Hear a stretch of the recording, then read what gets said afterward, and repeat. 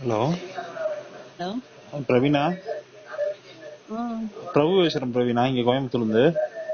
சொல்லுங்க. எங்க கரூர்ல இருக்கீங்களா? எங்க இருக்கீங்க? கரூர்ல கரூர்ல தானவா? இருக்கேன். என்ன ஆச்சு? அதுதான் பெரிய சம்பவமா இருக்குது. என்னன்னே இது அந்த எப்படின்னா, கூட்டத்துல நீங்க இருந்தீங்களா? ஆமாண்ணா நேத்து ஃபுல்லா தளபதி பேசிட்டு போற வரைக்குமே கூட முடிச்சுட்டு தான் கிளம்பி வந்தோம். சரி, என்னாச்சு? திடீர்னு என்னாச்சு? நல்லா தானே போயிட்டு இருந்தது. நல்லாதான் போயிட்டு இருந்தது. இங்க கூட்டம் வந்து அளவு நாமக்கல்ல பேசி முடிச்ச உடனேவே 3 மணில இருந்தே கிரௌட் அதே அளவு கடந்த கூட்டமா தான் இருந்துச்சு. 5 மணிக்கெல்லாம் கரூர் லைட் ஹவுஸ் வந்துட்டாரு. சரி. அந்த பேசுற இடத்துக்கு வர்றதுக்கு 2 மணி நேரம் ஆச்சு. அவ்வளவு கூட்டம் இருந்துட்டே தான் இருந்தது. அன்ன வரைக்குமே ஒரு நியூஸ் யாரு இந்த மாதிரி டெத் ஆயிட்டாங்க அந்த மாதிரி எந்த ஒரு ரிவ்யூமே வரல. இல்ல எல்லாம் மயக்கம் போட்டாங்கன்னா, ஆனா அப்பக்கப்ப பசங்க வாட்டர் பாட்டில் குடுக்கறது எல்லாமே கரெக்டா தான் பாத்துக்கிட்டாங்க. ரிவ்யூ ஒண்ணுமே ஆகல. கரெக்டா உள்ள விஜய் வந்து நின்ன உடனே பேசுறதுக்கு ஏறினாரு மேல. கரண்ட கட் பண்ணிட்டாங்க. கரண்ட கட் பண்ண உடனே அடுத்து பாத்தீங்கன்னா ஆம்புலன்ஸ் வருது. ஒரு 30 ஆம்புலன்ஸ் லைனா போய்கிட்டே இருக்காங்க அத்தனை கூட்டத்துல. அது எம்டி ஆம்புலன்ஸ். அதையும் பிடிச்சிட்டாங்க நம்ம பசங்க எல்லாம். அதுல ஒருத்தனை அடிச்சே விரட்டி விட்டாங்க. வேணும்ட்டே பண்ணிருக்கானுங்க. எல்லாமே டிஎம்கே காரங்க சதிதானே இதெல்லாம். கடைசியில அவங்களுக்கே ஆளை செட் பண்ணி உள்ள இறக்கி விட்டு ஒரு 4-5 நிறைய பேர்த்து அப்படிதான் இவங்களே கொண்டிருக்காங்கிறது மட்டும் நல்லா தெரியுது. அதுதான் நான் இன்னொரு தம்பி பையன் ஒன்னும் ஹாஸ்பிட்டல் இன்னொருத்த பையன் இருக்கான், அவனுக்கு போன் பண்ணேன். எல்லாம் கூட்டமா சேர்ந்து கரண்ட் ஆஃப் பண்ணோன்னா கீழே விழுந்தோன்னு கழுத்துல வயிற்றுல மிதிச்சிருக்கிறானுங்க. ஆமாண்ணா இது உள்ள அதான் கூட்டத்துல புடிச்சு ஒவ்வொருத்தரா தள்ளி விட்டு அவங்களே இந்த டிஎம்கே காரங்களே ஒரு ஆள் உள்ள இறங்கி இருக்காங்க. கேட்டா நம்ம கத்தி துண்டை போட்டுட்டு உள்ள இறங்கிட்டாங்க. அவ்வளவு கிரௌடுல யாரு என்னன்னு பாக்க முடியும்? யாரு பக்கத்துல என்ன நடக்குதுன்னு கூட தெரியாது. கீழே பாப்போம், காலு கீழே என்ன நடக்குதுன்னு எப்படி பாத்துருப்போம். நிக்க கூட முடியறது இல்ல. அங்க அவ்வளவு கிரௌடா இருந்தது. ஆனா எல்லாருமே ஒன்னொன்னுக்கு உதவி நல்லா நம்ம பசங்க எல்லாமே நல்லா பண்ணனாங்க.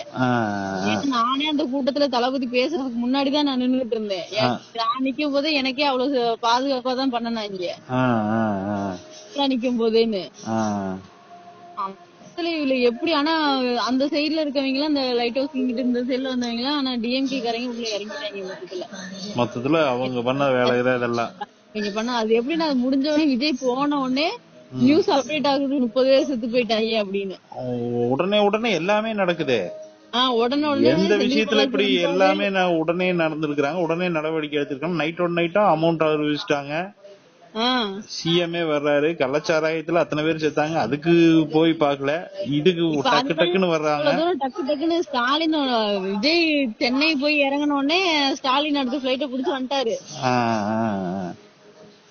அதுதான் சரி. போஸ்ட் பாத்தீங்கன்னா கூட்டத்துக்குள்ள இருக்கிற மாதிரி தெரிஞ்சது உங்க போஸ்ட். சரி, என்ன பக்கத்துலதான் இருந்திருப்பீங்களா, என்ன நடந்தது என்னன்னு கேட்கலாம் அப்படிங்கறதுக்காக கூப்பிட்டேன். எல்லாமே அங்க கரூர்லயே தான். காலையில நான் 8 மணில இருந்து தளபதி முடிச்சு போற வரைக்குமே நான் கரூர்ல தான் இருந்தேன். ஆனா திட்டமிட்டு பண்ணாதான் இது எல்லாமே. இது எல்லாமே ஒரு பிளான் தான். செந்தில் பாலாஜி பண்ற வேலைதான் இது எல்லாமே. ஆனா மக்களுக்கு அந்த விஷயம் எல்லாம் தெரியுதா, இல்ல விஜய் மேல குற்றம் சொல்லிட்டு இருக்காங்களா? விஜய் மேல எல்லாம் அந்த அளவுக்கு யாரும் குற்றம் சொல்ல. ஒருத்தவங்க இறந்து போய் மீன் கூட நான் விஜய் மேல நான் குற்றம் சொல்ல மாட்டேன். எனக்கு செந்தில் பாலாஜி ஸ்டாலின் எனக்கு பதில் சொல்லி ஆகணும்னு 13 வயசு பையன் செத்து போயிட்டான். அவனோட பேரண்ட்ஸ் விஜய் மேல குற்றச்சாட்டு வைக்கவே இல்ல. இல்ல ஊர் மக்களுக்கு, கரூர் மக்களுக்கு இந்த விஜய் மேலதான் கோபம் இருக்கா, இல்ல பண்ணது செந்தில் பாலாஜி தாங்கிறது விஷயம் தெரியுமா? எல்லாத்துக்குமே தெரியுதுண்ணா. ஆனா என்ன பண்றதுன்னு தெரியல. ஆமா, அவசரமா போஸ்ட்மார்ட்டம் பண்ணிட்டாங்க, அவசரமா பாடி கொடுத்துட்டாங்க. எல்லாமே பாடியும் கொடுத்துட்டாங்க. அதனால பணமும் கொடுக்கறாங்க. முதலமைச்சரும் நேர்ல வந்து சொல்லும்போது அடுத்தது பேச முடியல இவங்கனால. அந்த மாதிரி பண்ணிட்டாங்க சிச்சுவேஷன். இவங்களே கிரியேட் பண்ணி இவங்களே பண்ணிட்டாங்க. வேற செந்தில் பாலாஜி அழுகுறான் பாருங்க, அதுதான் பெரிய. அடுத்த ஸ்பாட்ல தளபதி போன அடுத்த ஸ்பாட்ல எல்லாம் நடக்குது டக்கு டக்குன்னு. எப்படின்னு தெரியல. ஆனா இந்த கேடு கெட்ட அரசியல் தெரியாதுல நம்ம இவருக்கு. இந்த மாதிரி எல்லாம் பண்ணுவானுன்னு கொஞ்சம் கூட நினைச்சு பாத்துருக்க மாட்டேன் அப்படி. ஆனா இவனுங்க அதை விட மோசமா கூட இறங்குவானுங்க. இவங்களே ஆள் செட் பண்ணி இவங்களே கூட கொண்டுட்டாங்க. அது மட்டும் நல்லா தெரியுது. போலீஸ்காரங்க அடிக்கிறாங்க. நான் நினைக்கிறேன் வேணுட்டே பண்றானுங்க. வேணும்னேதான் இது ஒரு பிளான் பண்ணதுதான் மொத்தத்துல. தலைவருக்கு எப்ப வந்து அவர் பேச 10 நிமிஷம் கூட பேசணும். நாம தெரியுது, நானும் பாத்து இதுல எல்லாம் பாத்தனே. பேச ஆரம்பிச்சோடனே இந்த இத்தனை பிரச்சனைக்கு இத்தனை தடங்களுக்கு ஆம்புலன்ஸ் வரிசையா வந்துட்டு இருக்குது. அவர் மைக்கு புடிச்சோடனே ஆம்புலன்ஸ்காரன் உள்ள வர்றாங்க. இது எல்லாமே திட்டமிட்டு தானே எல்லாம் பண்ணிருக்காங்க.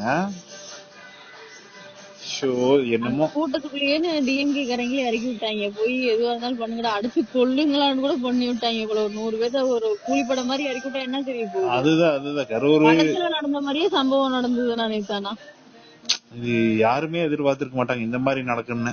இந்த மாதிரி எத்தனை எல்லாம் மாநாட்டுல இருந்து எல்லாம் முடிச்சுட்டுதான் வர்றாரு. ஆனா கரூர்ல இந்த தடவை போட்டவனே கரூர்ல சம்பவம் பண்ணணும்னே இவங்க பிளான் பண்ணிட்டாங்க. வேணும்ட்டே பண்ணிருக்கானுங்க.